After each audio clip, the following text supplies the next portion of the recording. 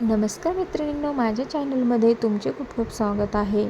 तर मैत्रिणींनो, मी तुम्हाला अशा काही ट्रिक्स सांगणार आहे किचनच्या की तुम्ही ते बघून थक्क व्हाल. तर नक्की व्हिडिओ शेवटपर्यंत पहा. चला तर मग चालू करूया का. आता इथे पहा, आपल्या जर फरशीवर नेल पॉलिश सांडली तर ती कशी साफ करायची हे मी तुम्हाला सांगणार आहे. तर इथे तुम्ही पाहू शकता, नेल पॉलिश मी खाली टाकली सांडलेली आहे. तर हे आहेत तांदूळ.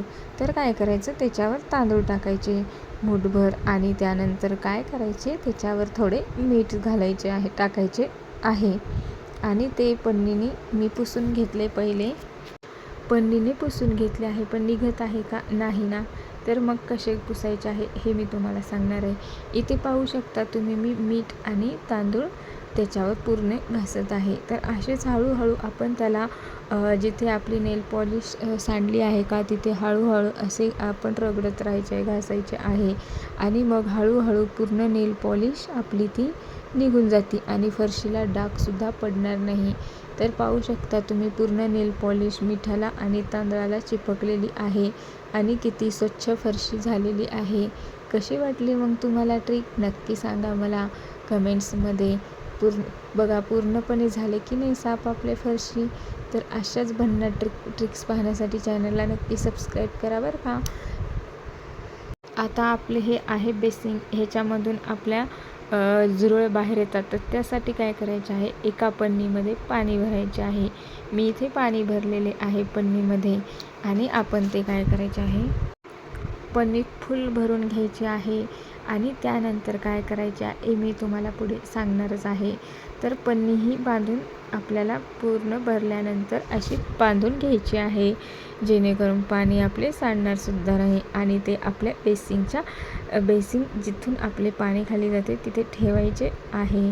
इथे बेसिंगमध्ये आपण ते ठेवायचे आहे, जेणेकरून झुरळं बाहेर येणार नाहीत आणि झुरळं बाहेर पण मध्ये पण जाणार नाही. ही झाली दुसरी ट्रिक. आता तिसरी पहा, आपले हे आहे मक्का. तर मधुमक्का ही सोलण्यासाठी खूप हार्ड जाते. तर ही आपण कशी सोलायची आहे हे मी तुम्हाला सांगते. एका बोटानेच फक्त एक एक एक एक काढायचे आहे त्याचे बिया. पाहू शकता तुम्ही, मी किती फटाफट एक एक काढत आहे बिया. फक्त बोटाचीच ट्रिक वापरायची आहे, आपल्याला हाताने जास्त हे करायचे सुद्धा काम पडणार नाही.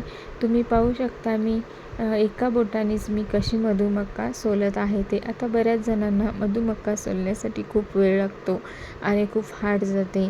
त्यासाठी आपण ही ट्रिक नक्की वापरा, आपल्याला काहीच हार्ड जाणार नाही आणि सोपेसुद्धा जाईल. ही मधुमक्का मी तुम्हाला झूम करून पण दाखवते आहे, कशी मी एक एक फक्त अंगठ्याच्या साहाय्याने मी काढत आहे. काहीही वेळ लागत नाही, 5 मिनिटामध्येच तुमचे काम पूर्ण होईल.